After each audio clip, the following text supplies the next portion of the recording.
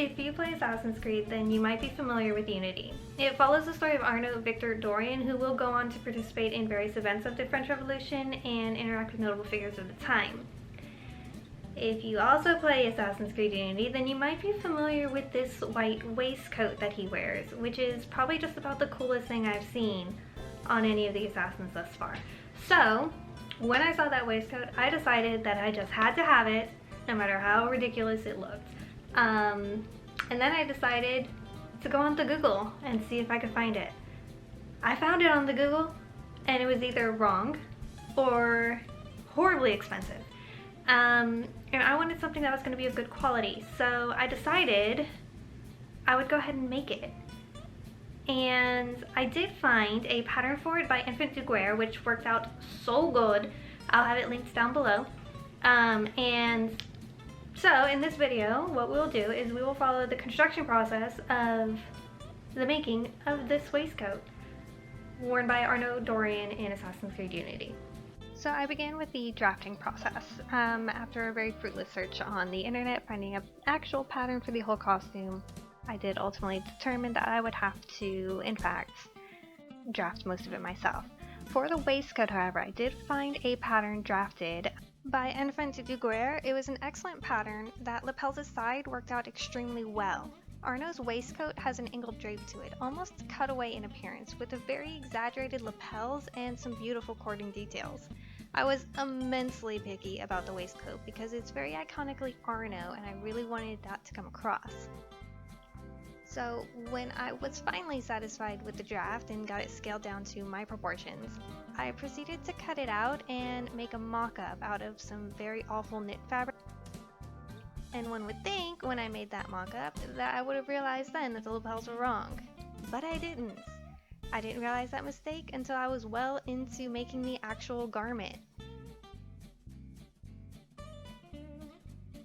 One thing the pattern had that I really enjoyed was it did kind of lay out where the cording details were around the buttonholes and up the chest and around the trim. It also gave you, I think it was about 1 inch across actually. So having that placement was extremely helpful for me.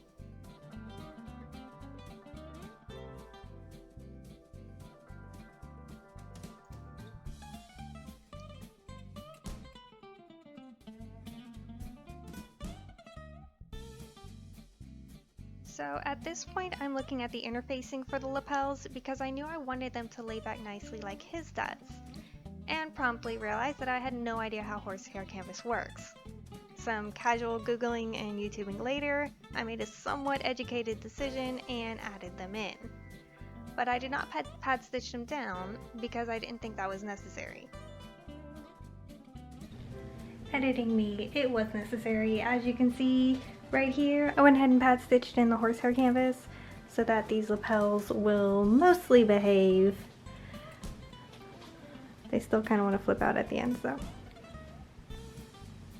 Here I am cutting out the facing for the cording details out of the same linen I used for the body of the waistcoat, and you might notice that those lapels are in fact still wrong. The individual strips, once attached to the cotton cording, would become the cording trim that details Arno's waistcoat.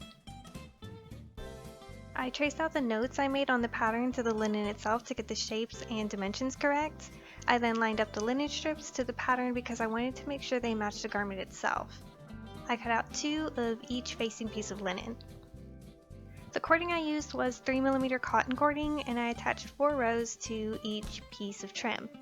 The far left and right rows were rolled under the hem of the facing, and the middle 2 were centered between them in parallel rows. I understand a zipper foot on the sewing machine would have given me a tighter stitch and a cleaner finish, however I really wanted to hand sew this waistcoat. Yes, it did take forever, and yes, I did it while commuting and during lunch breaks.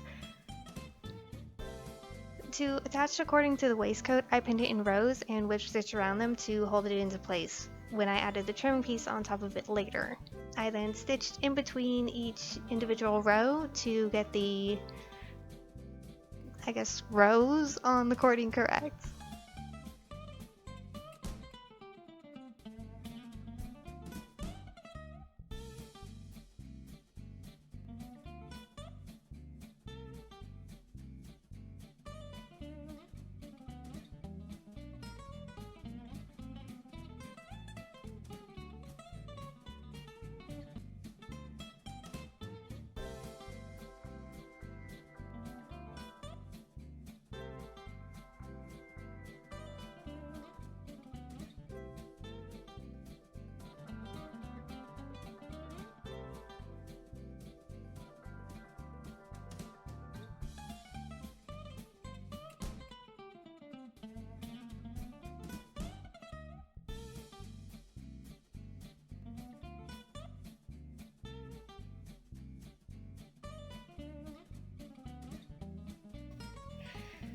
I also inserted a fake removable lining, so it looks like it's buttoned in, but it isn't. It is actually stitched down all around the edges. However, I think that is something I could go in and correct just by adding in, probably on top of the fake lining, some real lining fabric. Probably in white linen, just like his is, so that way it can be removed and washed if necessary. Because I don't know if you can wash horsehair canvas.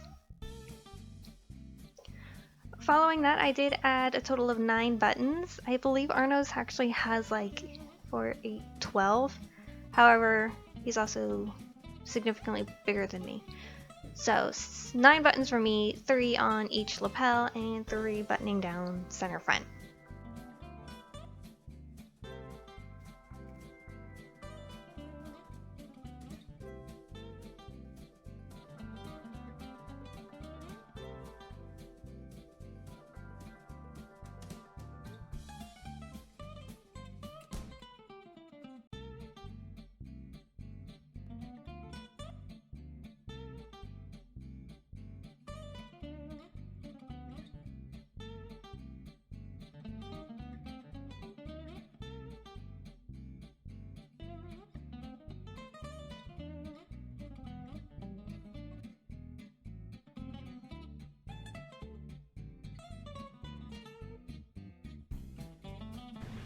So that's it. I hope you enjoyed. I hope that if you decide that you want to make this waistcoat too, that this was at least a little bit helpful.